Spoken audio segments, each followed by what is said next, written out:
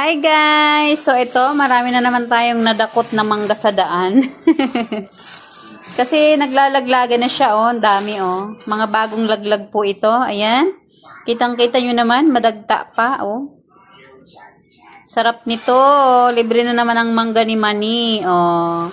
Mga bagong hulog lang po ito kasi umulan. Hinog na. Masarap kainin ng hinog, guys. Doon sa pinupuntahan namin, may puno ng Indian Mingo. Ay, buray nalaglag. May puno ng Indian Mingo at may puno nitong, kinalabaw. Tinan nyo. Nagbagsakan na, oh. Ay, sarap. Natatakam na naman ang lola nyo. Yan, oh. Kita-kita nyo, oh. Bagong laglag. Pinupulot lang po namin yan dito sa Rizal. Nandito kami ngayon sa Rizal. Yan, oh. Lupa-lupa pa ba? Sarap niyan, oh. Kaya, babalatan na natin. Ayan. Dami. Sino gusto, oh. Sana pag uwi namin ay, maraming makuha para mayroon tayong pasalubong sa ating mga tropa pips. Wow, sarap, oh. Magbabala tayo, guys, ng mangga at kakainin natin. Okay? Hi! So, ito na yung mga nakuha natin na mango. Balatan na po natin siya. At kakainin na natin ang bonggang-bongga. Dami laglag, guys. Mas mamangga pa dito, oh, kaysa probinsya. So, balatan natin. Kaya siya ay nakrak-krak na dahil nalaglag. Umulan kasi, guys. Kaya nagdaglagan yung mga mangga. Kinukuha namin to doon sa court dahil basta bawal ka lang manungkit kasi hindi sa atin yun. Pero pag mga laglag, pwede naman, pinapakuha naman nila. Huwag ka lang aakyat sa kanilang puno. Ang sarap, nagtatalo yung tamis at asin. Ito yung kinalabaw na mangga na talaga namang masarap. Simula pagdating namin dito, lagi na kaming namumulot ng mga mangga. Kahit sa mga daan, ang daming mangga, guys. Parang dead ma lang ba yung may-ari ng mga mangga.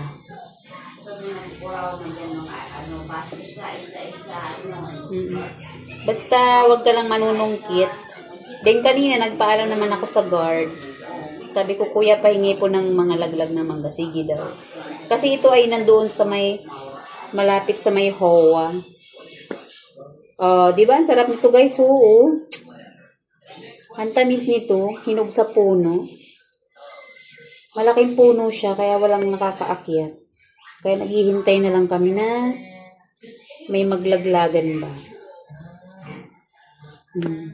Tamis, sarap nito. Ito ay kinalabaw. Kinalabaw na mangga. Sarap, oh. Nagatalo yung tamis at asin. Nag-toothbrush pa naman ako. Sarap. Ito naman yung mga Indian Mingo, guys, oh. Mga laglag lang to. Mga bagong laglag din. So, bubuksan na natin. Ang tamis nito. Pinagkukuha ko nga yung buto at dadaling ko sa probinsya. Tatanim natin. Kasi masarap siyang klase ng Indian Mingo. Matamis talaga siya. Ito masarap sa mangga, oh. Mga hinog na. Talagang pag wala kang ngipin, makakain. Pwede ito sa mga matatandang wala nang ngipin. Kasi hinog na talaga siya. Naghihinugan na talaga yung mga mango dito. Magkano to sa palengke? Nasa 50 ang kilo nito, eh. 50, 40. Dito libre lang. Naglalaglagan lang sa puno. Oh, yan. Then, ganito ginagawa namin. Binibiak namin siya sa gitna. Ay, sa dalawang gilid pala. Kasi hinog na talaga siya, oh. Ang tamis nito, guys, oh. Araw-araw kaming namumulot. Kapag mayroon kaming deliver ng mangga, namumulot talaga kami. Dami. Sarap, tamis.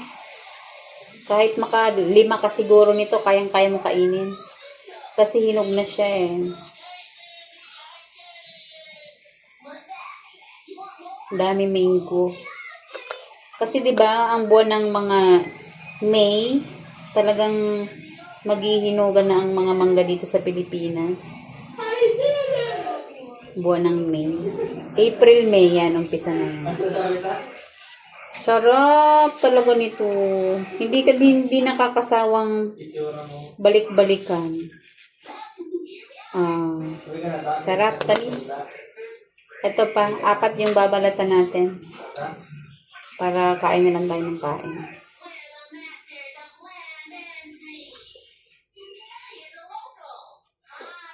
Mangga-mangga. Nung nasa Hong Kong ako, hanap na hanap kami ng ganito, oh. Pag may nauwi ng Pilipinas, magpapadala pa kami ng mangga. Tapos minsan, mas mahal pa yung pag na-over package.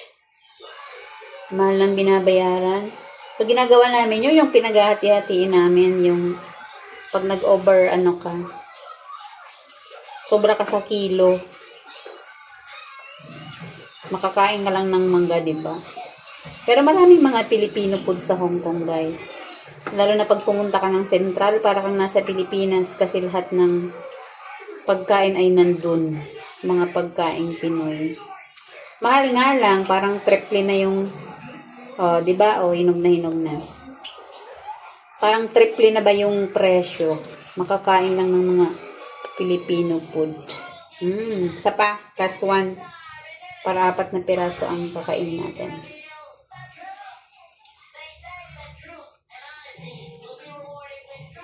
Pulot-pulot. Di na ako nakapag-video kanina habang namumulot kasi nasa bag ko yung cellphone. Sarap nito talaga, oh. Bango pa. Kainin mo talaga. Unlimited mangga ka talaga dito, guys.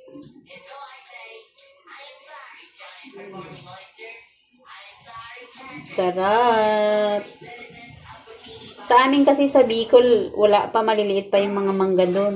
Pero dito sa Antipolo, Rizal, talagang naghihinugan na, naglalaglaga na eh. Subdivision to, pero ang daming puno ng mangga, avocado. Yung avocado nila, guys, nag-uumpisa na rin magbunga.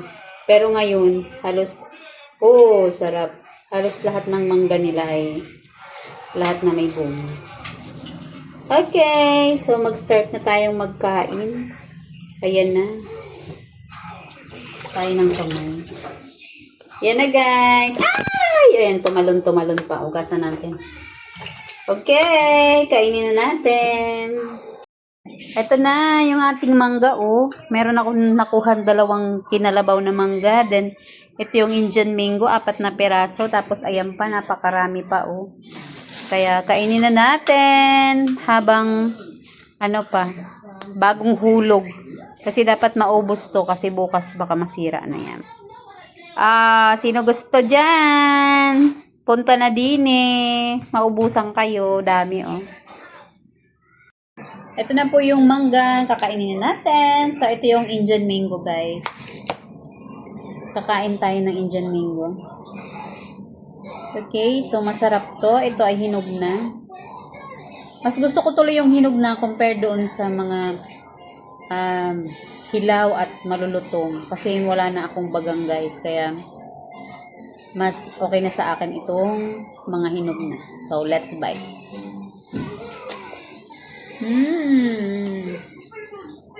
Ang sarap, ang tamis.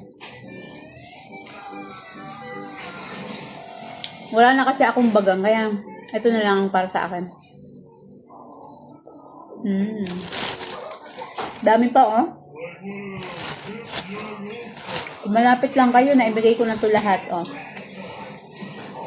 Kasi araw-araw may hulog.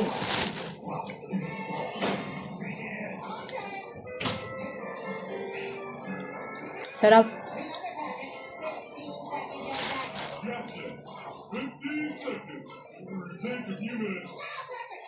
1 year na rin po pala ako dito sa Pilipinas after ko for good galing Hong Kong.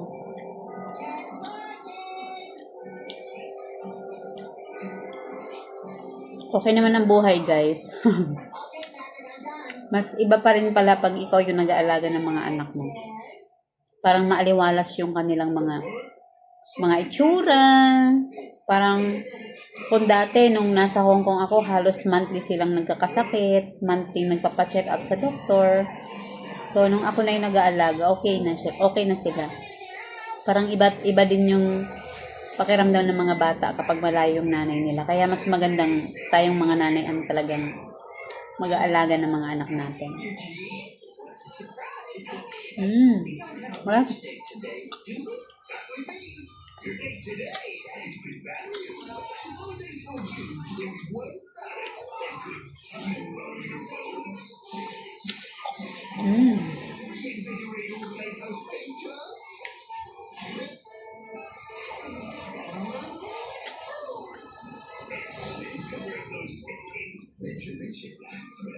Harap. Thank you po sa mga supporters natin sa ating YouTube channel. Abangan niyo po yung mga video ko about cooking. Magluluto tayo ng mga pang-merienda, guys. So, hinihintay ko lang yung aking mga blender, yung aking microwave, para tuloy-tuloy na po yung pagbablog natin about cooking. Yung mga pwede niyong pagkakitaan sa negosyo, so umpisahan na po natin yan. Okay po, thank you po sa support. Thank you for watching. Uubusin ko lang tong aking mga mangga, guys. So yung buto na ubos ko na, sarap. Naglalaban yung asim at tamis. So yummy. Kung malapit lang kayo, naibigay ko to sa inyong napakaraming mangga. Thank you for watching. Bye-bye po.